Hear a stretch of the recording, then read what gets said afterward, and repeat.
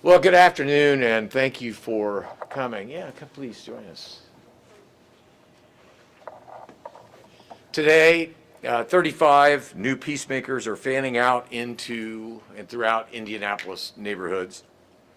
Working under our Office of Public Health and Safety, they will identify and provide a better path to those at risk of committing or falling victim to gun violence and violence generally. For individuals who adopt that message, history has shown strong, positive results.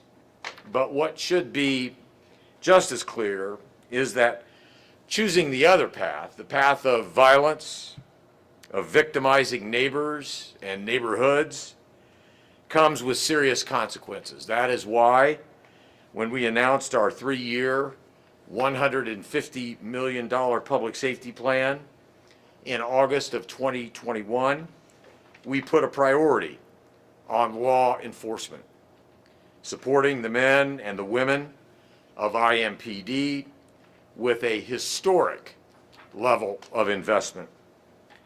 That meant funding for 100 additional police officers, for added civilian staff to handle non-emergency calls.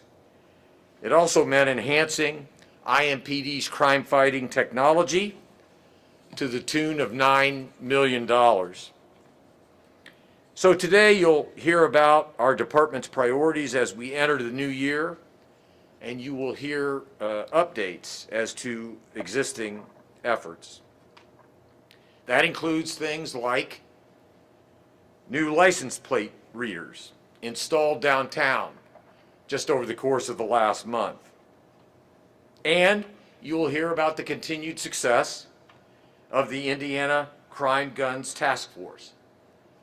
And building on their commitment to transparency, IMPD will announce and will hold town halls in all 6 police districts, while continuing to consult with the public on future locations of public safety cameras and license plate readers. Today, IMPD Chief Randall Taylor and Assistant Chief Chris Bailey will walk you through this important and necessary work. I also want to recognize the rest of the IMPD command staff, as well as OPHS Director Lauren Rodriguez.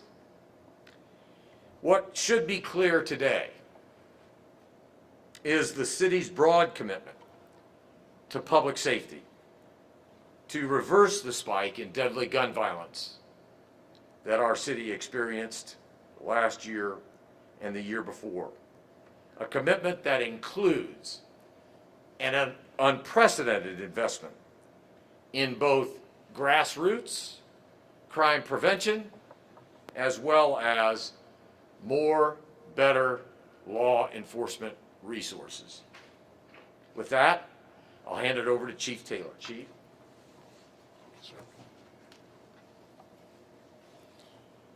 Good afternoon. Thank you for being here. So let me acknowledge first, last year was truly a difficult year for our community, for our officers, for our detectives, all that are involved in trying to keep Indianapolis safe. But it's important to know that despite those challenges, we did see some success in some significant areas. Our homicide numbers are down 35% compared to this time last year. As of this morning, our non-fatal shooting numbers, our incidents, are also down 40% from last year. It's worth noting that while the number of shooting incidents was up the first 6 months of 2021, the number was down during the last 6 months during 2020, 11%. We wanted to thank our partners at IU for their assistance in helping track that data. We continue to receive tremendous help from the community.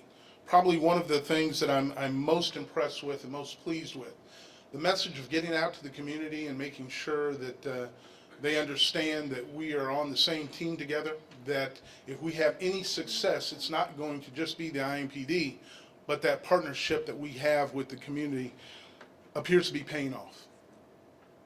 We've had a number of people that have come forth and have helped with some pretty violent, pretty deadly crimes that has allowed us to make a number of arrests.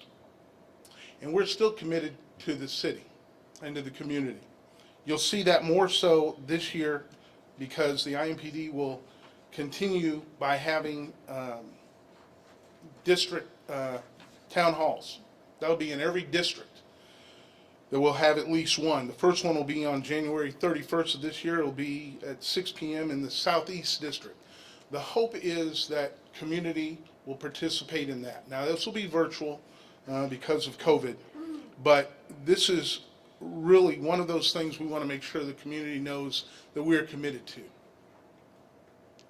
You know, we've had conversations with some different groups, some groups that involve juveniles as well, to get their opinions, to get their mindset on what is going on within their lives.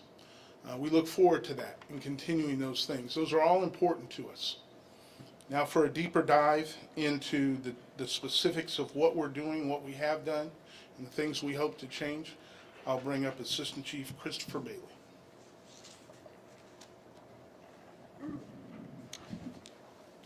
Thanks, Chief. Good afternoon. Good to see most of you today. Just kidding. Just trying to make a little levity here. What you're going to hear from me is a little bit of information about what we're doing in 2022. Most of it is a continuation of what we started in 2021. Just a few ground rules. What we're going to do today is I'll briefly highlight some key initiatives and goals for the year. We're not going to take any questions from the podium today, but all the people that are up here are going to be available one-on-one in different parts of the room to answer your specific questions about whatever specifically you want to know about what we talked about today or any other issues that you may have. So to be clear, this is very simple for us. Although not simple to accomplish, the words are simpler. Our number one priority in this police department is to reduce violent crime. It has been and will continue to be in 2022. Every officer, every detective on this police department, everything they do needs to be focused around reducing violent crime. Whether it's in our Community Engagement Bureau, each time you have a time to have a conversation with a youth that may be going down the wrong direction, you potentially save their life or save someone else's. All those little interventions mean something. So every person in our agency, everything they do they need to look at their work through the lens of reducing violent crime. That's what we've been doing. That's what we'll continue to do. So I'm going to highlight four key things this year. Like I said, we'll remain laser focused on those small number of people and places responsible for violent crime. We're going to continue to improve our functionality and accessibility to IMPD's data, both for internal and external use. We're going to roll out modern policing technology to prevent and solve crime, and we're going to expand our community engagement efforts and our recruiting efforts as we try to fill every hole in our agency with a man or woman who's dedicated to serving the citizens and the public of Indianapolis. So the first, laser focus on policing to reduce violent crimes. Everything we do needs to be constitutionally sound. We are committed to constitutional policing while being laser focused on the small number of people committing the violent crimes. In April of last year, you recall we kicked off the Enhanced Public Safety Initiative, ECSI. That involved creating new proactive policing teams on the three most violent districts, North, East, and Northwest District, along with refocusing our narcotics detectives on the districts and some district detectives on violent crime and violent offenders. To date, in 2021, those violence reduction teams, those violent crime task force detectives and officers took 853 guns off our streets. They made 1,697 felony and felony warrant arrests. And Captain Ball is here, and after we're done today, Captain Ball can answer specific questions about where we're at now with those teams, how we've enhanced them, what we're looking forward to doing with those teams in 2022. I said we refocused our narcotics detectives and created the violent crimes task forces on each district. Before, the narcotics units were focused solely on narcotics activity. These detectives, along with district detectives whose focus is guns, focus not only on narcotics and community complaints, but on violent offenders, people shooting guns in the air that don't hit anybody, but are general nuisance in the neighborhood and cause people to be put in harm's way. Also in July of 2021, the Crime Gun Intelligence Center, which kicked off in 2019 in a partnership with the IMPD and ATF, expanded and became the Indiana Crime Guns Task Force. We added detectives from the Carmel Police Department, from the Zionsville Police Department, from the Plainfield Police Department, from the Avon Police Department. The Indiana State Police and the Fishers Police Department are still engaged and heavily engaged in this, what I believe can change the trajectory of gun investigations in all of Indiana. They're invested just like we are in this endeavor. Last year, they took 288 firearms off the street and made 270 total arrests. And when we talk about their arrests, you don't become a target or you don't become arrested by the Indiana Crime Guns Task Force unless you've been engaged in some sort of violent crime. So it's 270 individuals and 280 plus guns that have a nexus to violence in our community or one of our surrounding communities. In partnership with the Marion County Forensic Services Agency, our partners at the Crime Lab, who look extremely hard. Nothing we could do from solving a homicide case to putting guns into the National Integrated Ballistic Information Network happens without their help. They put in over 4,000 firearms and 3,500 fired cartridge casings, both record numbers since we started tracking these in 2019. Lieutenant Brezik with the Indiana Crime Guns Task Force is here to answer questions specific to where we're at with the Indiana Crime Guns Task Force. We are also still committed to addressing mental health services and behavioral health services, utilizing our MCAT unit and our homeless outreach unit. This year, we combined the efforts of what was our behavioral health unit and MCAT into one unit. We have 9 teams of clinicians and officers that are out there in the streets helping those that are in crisis, diverting them from the jail as much as possible in the criminal justice system. Last year they took 979 runs. 97.3% of the people that they encountered did not go to jail. They went and got help. This does not include the thousands of immediate detentions that our officers do each day, where people are taken to hospital for treatment and then referred at one point to the AIC for additional assistance and support. Also today, as the mayor said, the Office of Public Health and Safety, their peacemakers hit the streets to work alongside the community to try to prevent some of these things from escalating, some of these disturbances, some of these simple disputes or ongoing feuds. They just start on social media or other ways, they end up in violence. Their purpose is to try to prevent those folks from having to ever encounter with law enforcement, to save someone's life, to save someone from being shot. Director Rodriguez, a great partner to the IMPD, she's here today to answer questions specific to that project, as well as the many others that her office is engaged with to address the root causes of crime and disorder in our community. We have to be able to do both. We have to be able to stop the bleed now by using law enforcement efforts to do that, as well as look at long-term solutions to prevent people from being in these situations in the first place. Excuse me. Data and technology. Where are we at right now?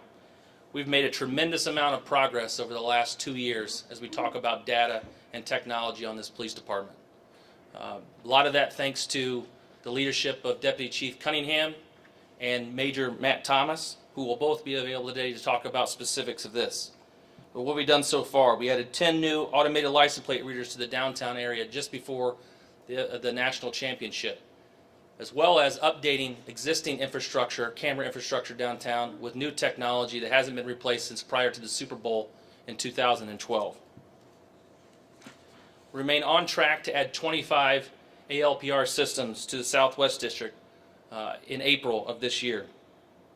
And we'll continue to upgrade the existing infrastructure and install new public safety cameras in neighborhoods experiencing gun violence, traffic fatalities, and other issues. And to date, we have public safety cameras that give us over 220 views from throughout our city and downtown. That is also in conjunction with the B-Link program that allows businesses to partner with IMPD with exterior cameras. We've started the process of procuring additional ALPR systems through the requirements set forth by the state on how we purchase things, and large purchases take a little bit of time, as well as beginning to identify vendors to participate in a gunshot detection system pilot that we hope to have later this year. We've held 4 of 6 community meetings with local residents and business owners to discuss IMPD's technology upgrades and deployment. We'll have 2 more of those, specifically on the North and East District soon. And then we'll have individual meetings with specific neighborhoods as we deploy these even to the micro sense, and as we select specific neighborhoods, having specific conversations with the people and businesses in those areas. We'll continue to work with an outside data expert to ensure our data is readily available to the public and our officers and is easily understandable. IMPD has a lot of data. We just don't use it very good. I can't even use English very good. So we're working with that nationally known partner to help us get our data going in the right direction and be able to utilize it to give our operations division. Deputy Chief Barker's here to talk about what his officers specifically are doing in the districts to engage our community and to reduce violent crime. Data from 2021, as the Chief mentioned, shows that while the number of shootings incidents were up in the first 6 months of 2021, that number was down in the last 6 months of 2021, based on 2022 by 11%. Our researcher, Professor Natalie Hipple, works with Indiana University Bloomington, has been a partner of ours for many years. We were one of the first agencies to actually start tracking non-fatal shooting data over 10 years ago. And so she has an extensive amount of knowledge and information about demographics, age, districts, time of day, all those things. So she provides us very important information, and we're happy to partner with her.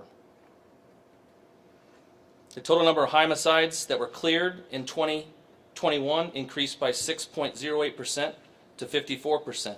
We understand that we still have a lot of work to do in that area.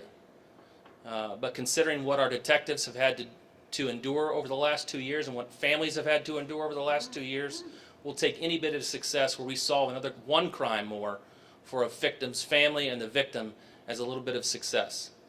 Deputy Chief Adams, Major Thomas have been committed to looking within their division to find creative ways to enhance and increase the personnel investigating both non-fatal shootings and homicides, with the goal of getting at least 35 detectives into the homicide branch and another 25 into the aggravated assault branch. Deputy Chief Adams is here to talk about his efforts when it comes to what they're doing in the investigations division to increase our clearance rate, not only for homicides, but for robberies and non-fatal shootings. Finally, but probably one of the most important areas that we could get better in is community engagement. Commander Ida Williams is here to discuss her team's efforts to engage the community. One of the ways that we are engaging better is last year in April, when we started off the Enhanced Community Safety Initiative, required that our officers get out of their cars and do foot patrols every single day, weather dependent. From April until December 31st, they conducted 31,000 foot patrols. I'm happy to say that already in the month of January, they've done 3,100 of those foot patrols. That's important for us to get out, engage our neighbors where they are, have conversations, learn about what's going on in the neighborhood, and direct our efforts to make them safe and make them feel safe in their home. Well, it's no secret we're hiring. Join impd.indy.gov. Now's the time if you want to serve with the best police department in the country and serve the best community in the country. Now's the time. We have operating budget money for 1,743 officers, and an additional money from the American Rescue Plan, which adds another 100 officers to that. And so over the next 3 years, you're going to see an extensive effort from us on a recruiting and branding campaign in order to increase our staffing so that we can serve the community better. The Chief mentioned we're going to have town halls in every district. This isn't just a one-time thing. We did it last year. We'll do it again at least twice this year. The first one will be held on January 31st. It'll be for the Southeast District. I talked about recruiting. Some new things that we're offering is now we're offering a $5,000 hiring bonus for both new and officers who want to transfer here from law enforcement agencies, not only in the state of Indiana, but throughout the country. Our efforts will continue at recruiting fairs, on social media, and other ways, more inventive ways to reach people where they are and have them join our police department. And like I said, Commander Williams is here to discuss that. So that's a brief overview of our goals and objectives for this year as we do everything we can to meet our #1 priority, which is reduce violent crime in our city. So with that, this ends this formal press conference. The individuals I mentioned earlier will all be available in different parts of the room to answer your specific questions. Thank you.